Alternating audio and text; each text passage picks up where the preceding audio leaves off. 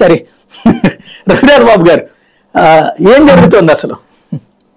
ఇప్పుడు ఢిల్లీ లెవెల్లో ఎన్ని సీట్లు ఏంటి అనేది అయింది.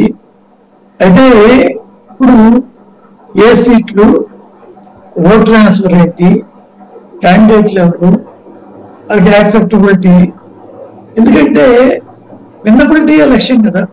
ఇప్పుడు ఎన్ని సీట్లు తీసుకున్నాం అనే కన్నా ఎలా గెలవాలి, నో డౌట్ ఉంటాయి.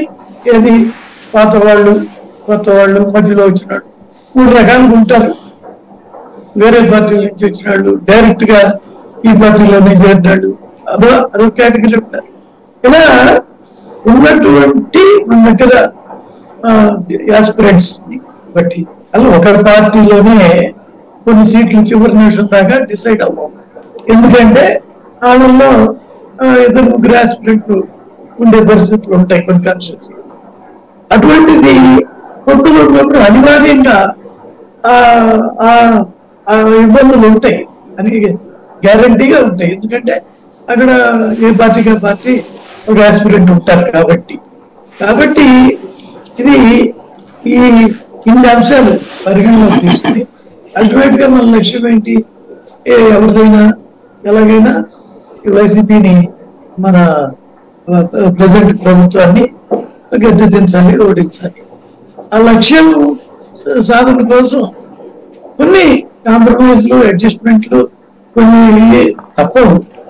అయితే ఆ అడ్జస్ట్మెంట్లు అవి ఎంతవరకు ఏంటి, వాటిల్లో విన్నబిలిటీ ప్రధానమైన లక్ష్యం అంశం కాబట్టి దాన్ని దృష్టిలో పెట్టుకుని మరి నిన్న వాళ్ళ మా షెకావత్ గారు, ఆయన ఎంపీ గారు వచ్చి చాలా చర్చ చేశారు. కాబట్టి 6+6 కన్ఫర్మ్ అండి మీకు? అంటే అఫీషియల్ గా వాళ్ళు చెప్పే వరకు మేము చెప్పలేము, కానీ బ్రాడ్ గా అది ఇండికేటర్. దాని గురించి పెద్ద డౌట్ లేదు. ఎందుకంటే ఏమి రావు. ఇప్పుడు ఆ 30లోనే ఒకవేళ ఏమైనా తగ్గించుకుంటే జనసేన తగ్గించుకోవాలి. ఇప్పుడు మొన్న 14లో మేము పోటీ చేసాము. అప్పుడు జనసేన అవుట్ సైడ్ సపోర్ట్ ఇచ్చింది. అప్పుడు మాకు ఇచ్చింది 4 పార్లమెంటు, 13 అసెంబ్లీ. ఇవాళ బయట జరుగుతున్న మాటలు అవి నిజం అనుకుందాం. ఆ ప్రకారం వేసుకున్న 8 parliament, 30 assembly. I think that is very కరెక్టే. రేపు బయటకు వచ్చినాకైనా అదేం మారదు కదా. కాబట్టి నేను వాళ్ళకి ఏదో చెప్పినా ఈ గంటలే కానీ ఆ తర్వాత అదే కదా వస్తుంది. కాబట్టి నా అంచనా కూడా అది కరెక్టే.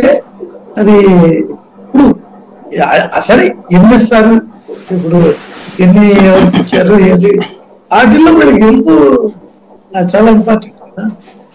సో దాని మీద